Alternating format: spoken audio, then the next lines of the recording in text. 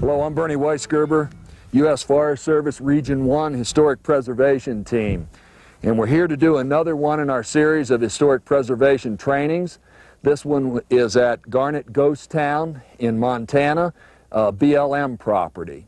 We're going to do log structure stabilization and repair. And if you'll come with me, we're going to start by inspecting some of these log buildings.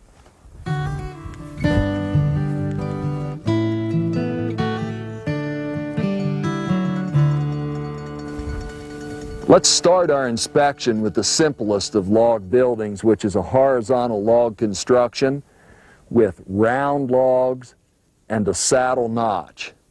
Most of these buildings here at Garnet Ghost Town were miners' buildings, and they were put up to be temporary structures.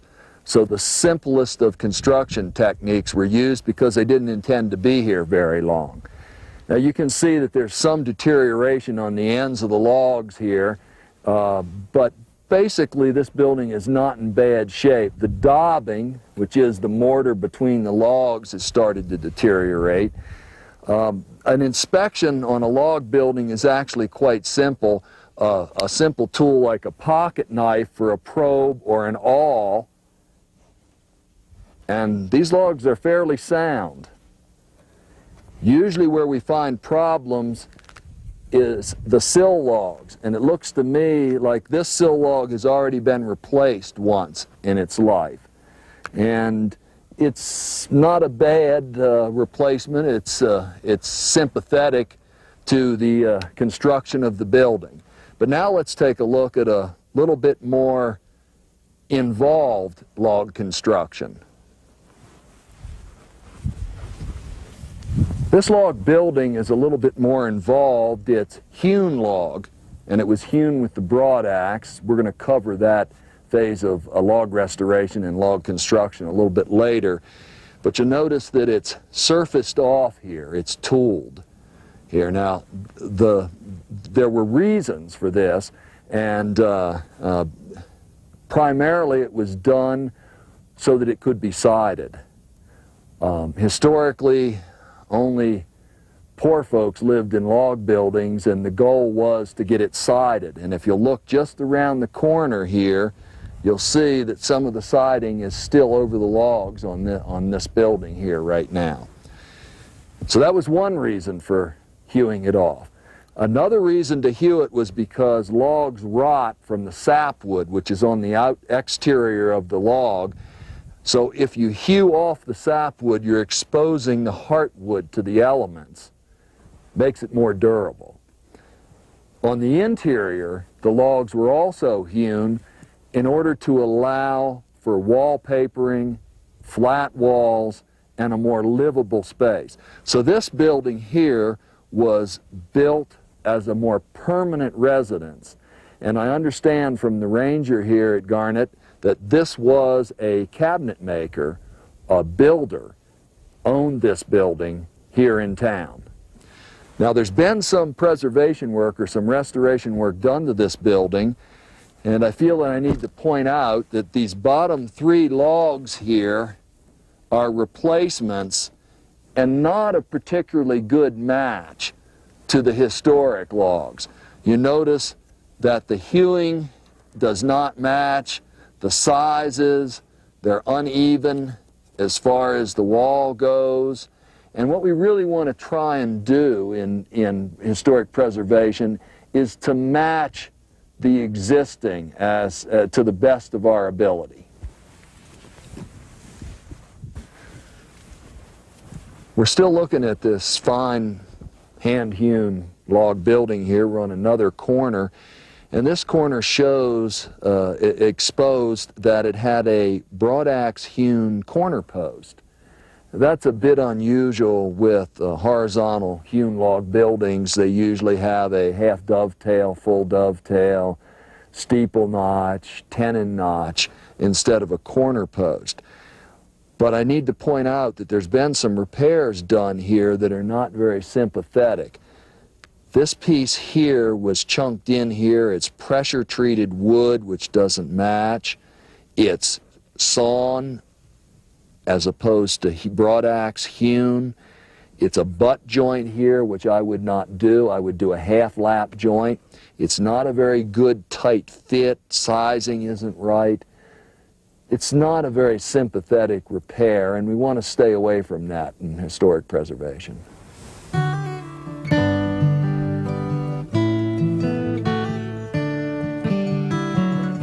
The first step in the hewing process, after you have the log on the yokes and V'd in at about knee height, which is comfortable to work at, is to position the log the right direction for the hewing to take place on the two opposite sides. And you want to do that to hew the sweep out of the log. If the log has a sweep, you rotate it with the peavey or the cant hook to get it in position. Once it's in position for the sweep, it's time to do your layout work. But first, you want to dog the log in to the yokes using a log dog, which is like a big iron staple with the edges contrary to each other to go with the grain to hold it in place. You dog it on both ends and on the opposite side of the log from where you're going to start the hewing process. Then you lay it out. Now, one side of this log has already been hewn and laid out, but I always start off at the top end of the log instead of at the butt end of the log, because there's more room for more wiggle room when you get to the other end if you have more wood left there. So the tools are quite simple. For a plumb, you need a small square, you need a chalk line, and I'm hunting around here for my hammer. And you need a carpenter's pencil to lay this out. So what you do is, and most of the hewn log buildings are between 6 and 8 inches in width. So with one side hewn off, we'll come out here 8 inches, because this is a large log, and we'll put a mark right here. Then, and I'm working sort of backwards here, or upside down here from normal, then what I do is lay it out with a plumb mark on it.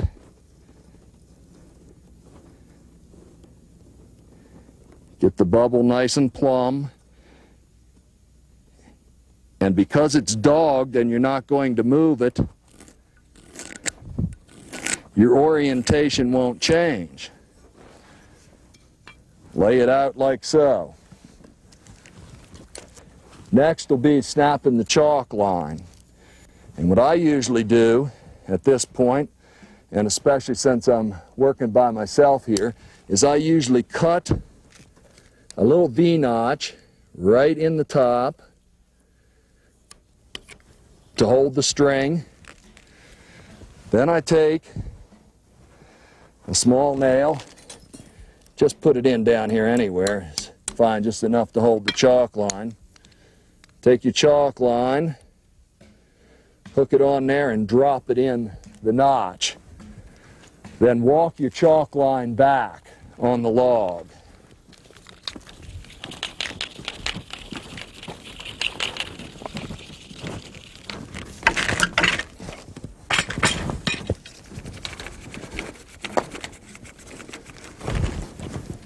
Do your layout on the other end here for your width.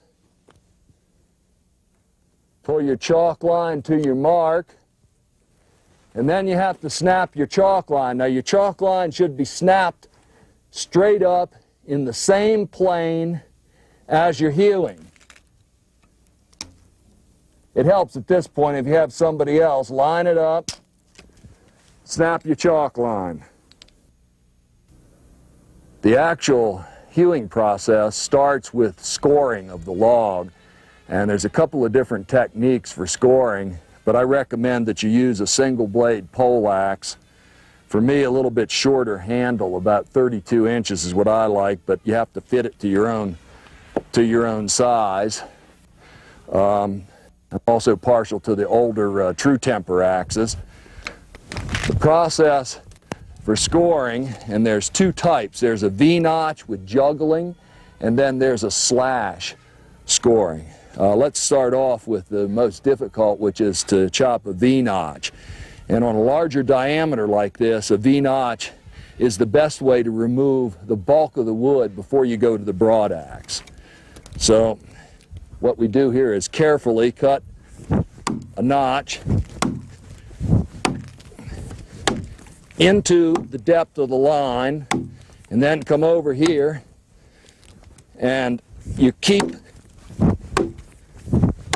cutting these V-notches into the depth of the line before you go too far down, and that's not very clean there. Probably camera jitters there. You go like this, and you split the bulk of it, and again, carefully. All this work is best done from on top of the log. You can score from the ground, but it means that you have to rotate the log more than one time. So this process is called juggling. The most common method of scoring is slash scoring, and those are the marks that you usually find on the log, and usually done with a smaller diameter. The idea is to set up a rhythm as you work your way down the log, scoring again to the chalk line. And if you can get them evenly spaced and placed, each shot one right over the other, it makes for a better, more traditional look. So we'll see whether I can do that for you or not.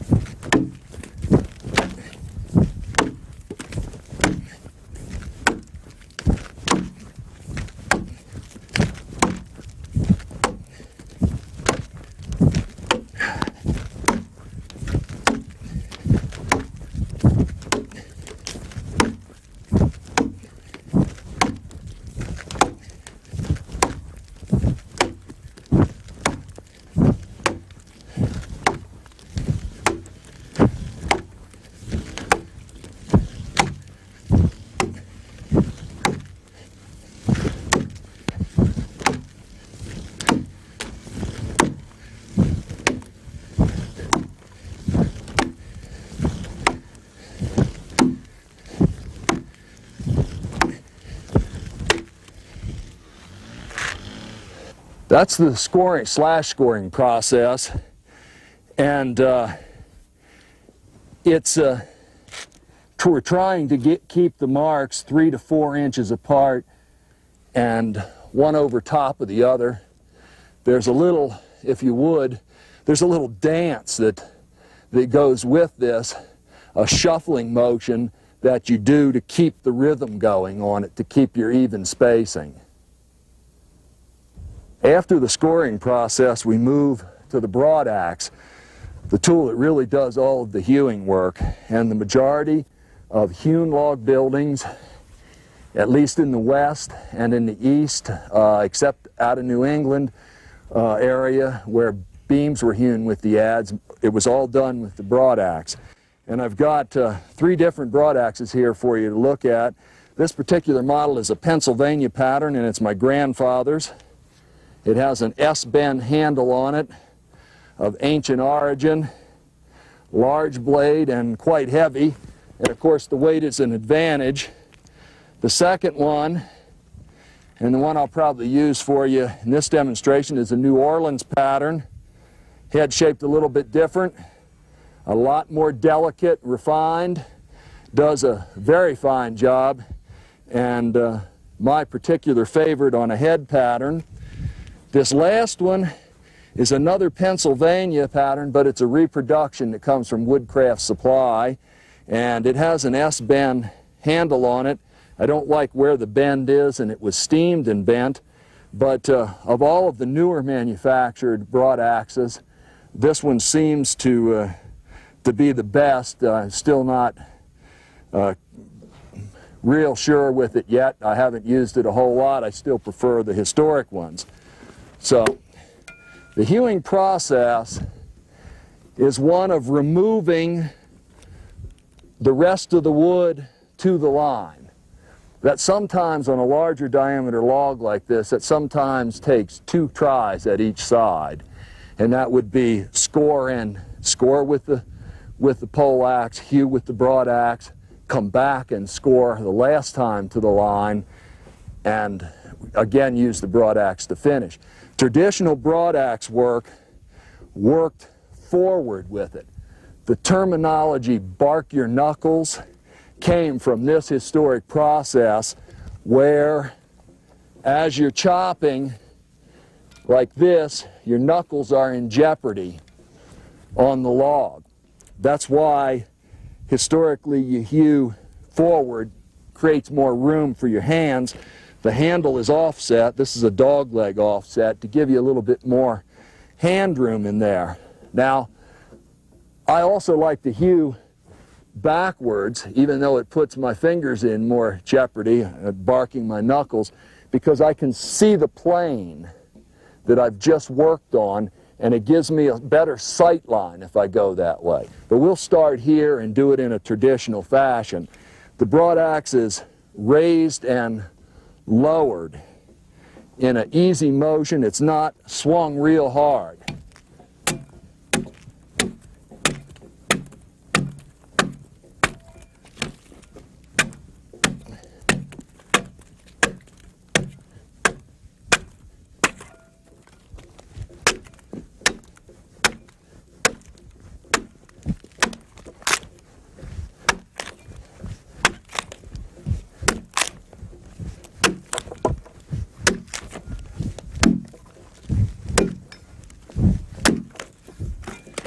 Got a knot right there.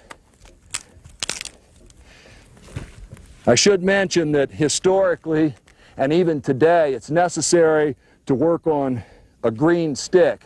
This process doesn't work very well at all on a dry log. It just splits it out. So you can see I'm working forward with the process here.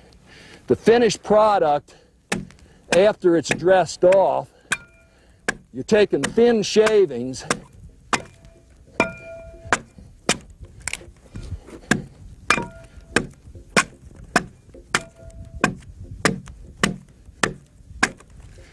and some of them are quite thin for an axe, and it leaves a fairly smooth surface with just a hint of the scoring marks left in it. When you're using the broad axe, if you miss, especially on these thin shavings, sometimes the axe will go on by. Let it go on by. Don't let it go into the dirt and the rocks. The wood chip buildup will save the edge. But don't try and pull a missed shot like that. These axes are heavy enough as they are. If you do it all day long, your forearms will be burning. Actually, your forearms will be burning at the end of the day anyway with this, because it's mostly forearm work. So don't pull it, and if you get a chip stuck on the axe edge when you're going, stop and remove it, otherwise you'll get a glancing blow. And you should keep this leg tight, and I'm hewing right-handed right now. Keep this leg tight and this leg out of harm's way.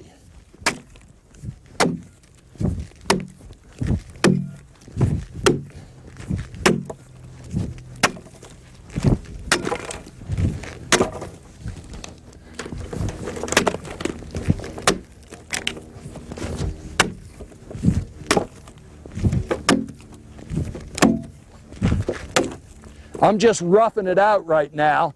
I would come back and rescore and rehew, like I told you.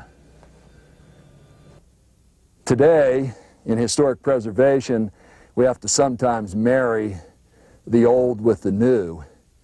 And we do some chainsaw work where necessary. We'll finish it off in the same traditional scoring, hewing process so it looks the same, but this speeds up the process quite a bit for us. And what I'm going to do here is slab this off, and I'll just get this started for you so you can get the idea of it. But the chalk line is here. You run a line down your chalk line with your chainsaw once to score the line, and then you cut to the line.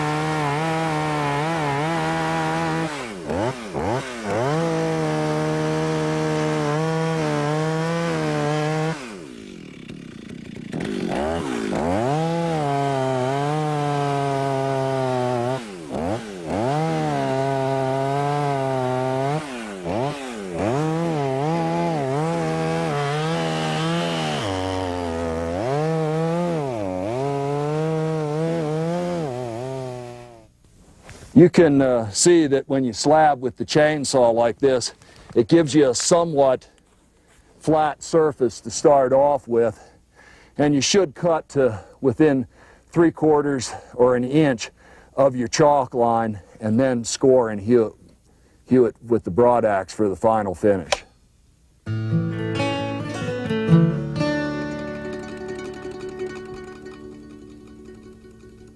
Even though the foot adze is not a hewing tool per se, it still is a tool that's used in log work and heavy timber construction. And this particular one here is a carpenter's adze. It has a half a pole on it, which distinguishes it as a carpenter's adze. The traditional way to use this tool is to stand on top of the log and chop right towards your feet. So I'm going to do that while I'm looking at my feet.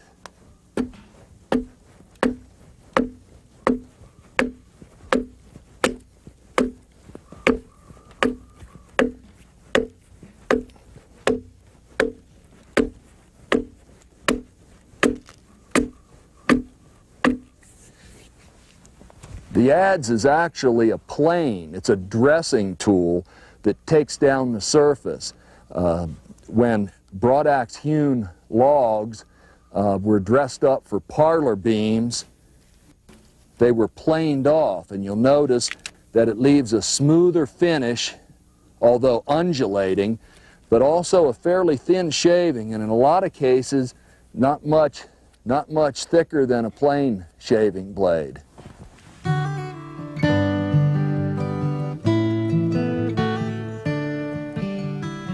It's time to notch the log, and the notching process is one we're going to take you through right now. But first we have to hew off the interior surface. On this particular historic cabin, there was a rough hewn surface on the interior, and that's what they're doing now, is just knocking the edge off.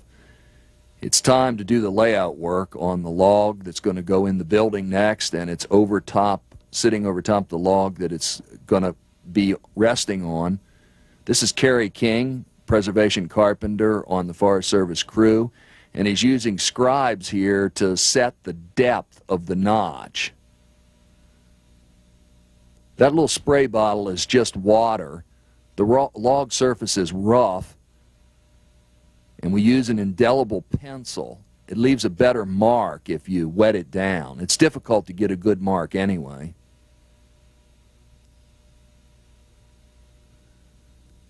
And here you can see the surface. It barely leaves a mark on it, so we try and give it every advantage to get a good mark.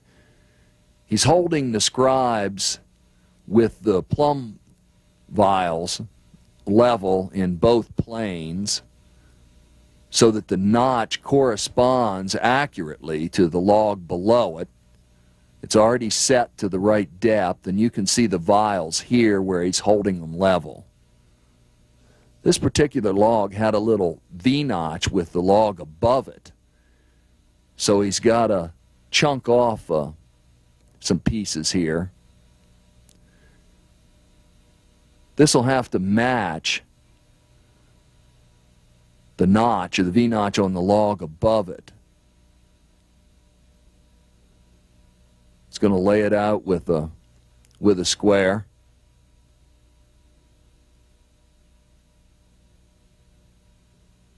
Nope, other side of the square. Get it just right and mark it out.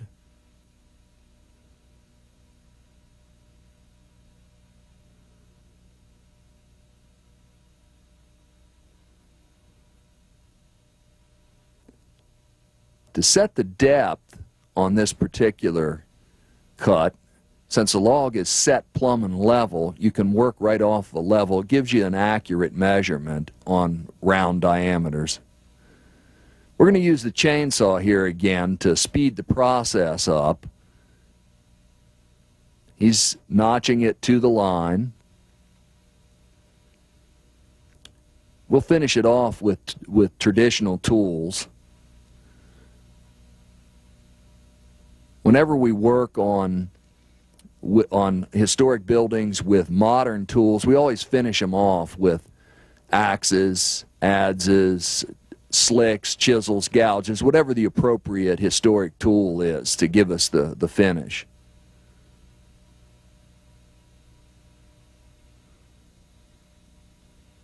I've got it smoothed off. We're ready to turn the log here to notch the mark for the saddle notch.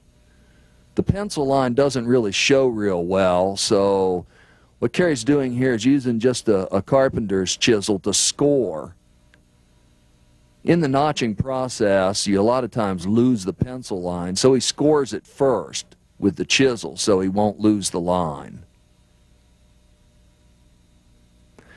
Going to use the axe completely on this one and not use the chainsaw. He's going to rough it out with the axe.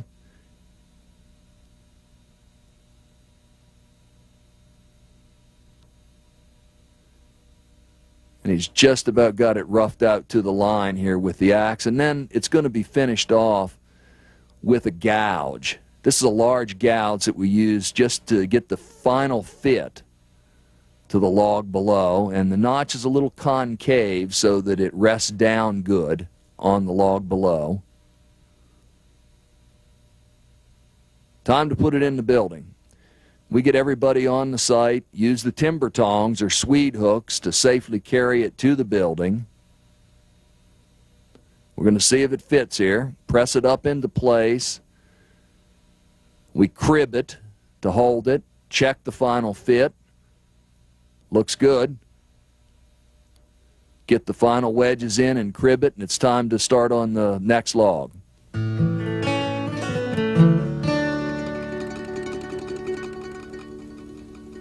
A lot of our work in log preservation, log building preservation, requires Dutchman repair. And Dutchman is a piece that's fit where we've got a deteriorated or rotted section of log, either a crown end out at the corner or even mid-wall.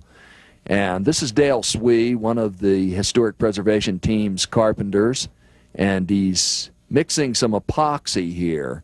We use epoxy in log preservation as an adhesive. We don't use it as a filler, and we don't use it as a structural component. We use strictly wood repair, and the only epoxy, as I said, is an adhesive surface. And what Dale's doing here is he's already fit, and this is going to be what's called a half lap Dutchman or splice, and he's coating the surfaces that have been carefully fit to each other with the adhesive. And you can see the half lap. There's a corresponding half lap on the Dutchman. I might add that at this point, Dale wasn't really concerned about matching diameters, only about getting the two surfaces flats to each other. The diameters can be dressed off after the logs are fit together so that you won't notice any diameter difference. It's actually an advantage to have the diameter of the Dutchman be a little bit larger so you can dress it down. They're fitting the half lap together and going to use these band clamps to hold it tight. You can still see where the corner notch would be there. They're fitting the piece, driving it tight. The band clamps are snug but not completely tight. They've tightened the clamps and raking off the excess epoxy right now. You probably can't see, but the diameter is a little bit larger.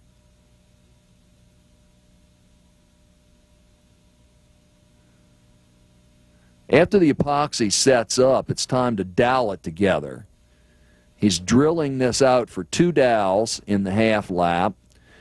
They're 3/4 inch dowels, which is adequate, and he's drilling them contrary to each other, at an angle to each other, which helps hold it together. Fitting the dowels, and we use an oak dowel, sawing off the excess. He's not cut it flush at this point because he's going to dress the whole surface down.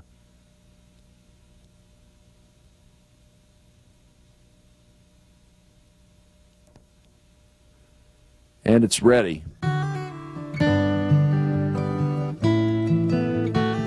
Another important part of log repair, and we've mocked this up here again just like the Dutchman repair, is called a face splice.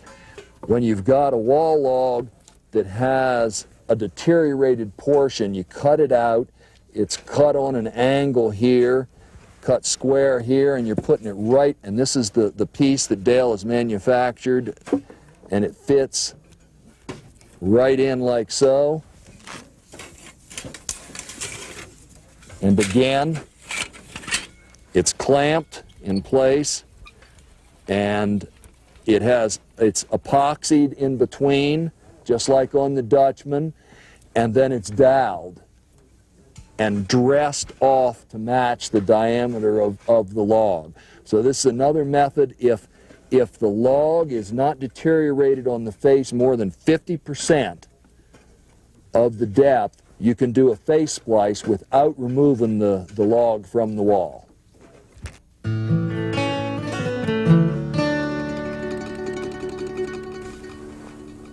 We're here at our project site now, and BLM prepared the site for the training, excavated, put in a retaining wall, and jacked and cribbed the building for us. Now there's a number of techniques on replacement, one of which is to remove all of the deteriorated material and crib it like this. Another would be to start at the base and remove the deteriorated logs at the base and rebuild from the base up and crib between the new section and the old section. That prevents the building from being so high in the air and so much cribbing. But this is a proper technique for cribbing here with this crosshatch method close to the corner to catch it. And as we go through the building, you'll notice that there's a series of these, which are miners, called miners wedges, and we use them to tighten up, and they're used against each other, one against the other like this, one from the inside and one from the outside coming together. And we've also, to catch this weight here, we've also put what's called a post shore in here. As we move on, you'll see that there's a whaler on the wall here which ties the logs together. Some log restoration work is done by jacking under the whalers. I don't advise that. I like it, and this is what we use for our jacks. We use these bell-based screw jacks, and you'll get another look at one on the backside, a better look, to carry the weight. As we keep moving, another whaler, some more cribbing with more wedges. And now let's talk about the foundation on this, and what this building should have a stone pier system, a rock pier system supporting it. BLM has poured a footing below grade here and will come up with stone to carry the weight of the building on the corners and mid-span.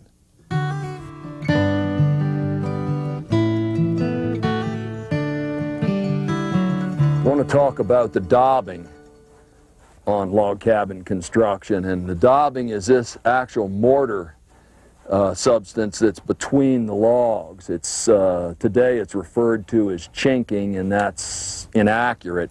The chinking is the log billets that are split and placed between the logs, and then the mortar is put over top of it, the cement mix, daubing mix. So this is daubing. Now, the daubing historically was made up of 2 or 3 major components, one being water, one being lime, and the other being an aggregate, which was most likely local creek sand. It made the daubing soft. When you can crush it in your fingers like this, it's primarily lime and sand and water and no Portland cement. This dates the daubing on this building. At later dates, there was a certain amount of Portland cement mixed in. Now, there's no magic formula for daubing, and some daubing mixes have horse hair mixed in with them for a binder. Some have hog hair. Even straw is mixed in at times. Sometimes you'll find barbed wire back in there to help hold it in. What you have to do is to try and match this historic daubing in both color, hardness, the size of the aggregate, which gives it the appearance. It gives it its look. Now, that's why I say there's no magic formula to it. What we do is we take some of this and use it as a sample, and then we mix a sample board up of 3 basic components, and those are over here. We've got sand, and the color of the sand or the aggregate determines the color of the mortar. And then we use a little bit of type 1 or type 2 Portland cement in either gray if we need to darken the color a little bit because the sand or the aggregate's not dark enough, or in white. And this would be more historic. And the main component in this type of daubing is lime. Now, this is a type S hydrated lime. This is a type 1 white Portland. This is a type 1 or 2 gray Portland. There are 7 types of Portland. Stick with type 1 or 2, which are the most common. The mixture that we use, the recipe that we use, and we pick a starting point, and then we work softer and harder from that starting point. In a little bit, we'll mix up some for you and put the patches down on the sample board. Then we let it dry, and we pick it up and we do just what I did here. We put it between our fingers. We see how hard it is. We're trying to match that. We look at it for the aggregate, and we look at it for the color. Then we're ready to actually redaub the building at that point.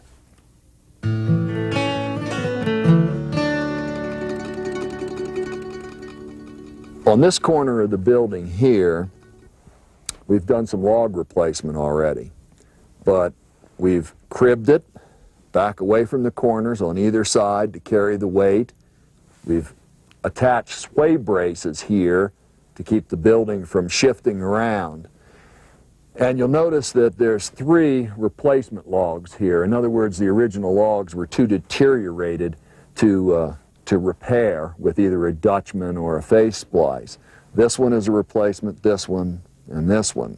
And you can see some of the layout work on the end of this for the notching system on this particular log, which differs from some of the others in the saddle notch. The logs are not a very tight fit. It's pretty sloppy. It was meant to be a temporary miner's cabin. What I'd like to show you here, though, is that it's not necessary, in order to replace a mid-wall log, it's not necessary to split the building, to jack the building apart, to remove the log because the notches hold it in place, or to disassemble a building and reconstruct it. All you really need to do is to split the crown end off on the log above it. And what we did is we sawed this back to the notch, do it on the opposite corner, take the piece, save the piece, slide your deteriorated log out, fabricate your new log, notch it, slide it back in, put your piece back in place, glue it and or dowel it in place. A lot simpler and cheaper method. I might add that most of them don't come off and go back quite as well as this one did. We're looking at this back wall again where we've got a couple of replacement logs in here, and you may notice that there's some deterioration on the log above this, and BLM's management plan for Garnet Ghost Town is that it be managed as a ghost town, and so they didn't want to do a face splice on this one here. These were completely gone, had to be replacements. But I want you to see some of the cribbing that we have here. And again, I don't always like for the building to be this high. I would prefer that we had started with been able to start with the base, build in between, keep the gap small, and crib in between. But this is a good cribbing system once it's this high in the air, cross-hatched. Again, the bell-base screw jack, which is the only thing that I recommend you use in this line of work. I do not recommend and I do not allow hydraulic jacks. They go up too fast and they come down too fast. So if we go on past here, you'll notice that there's another bell-base screw jack or house jack, and there's also some more cribbing on this end, which is carrying the whole load, sway braces on either end.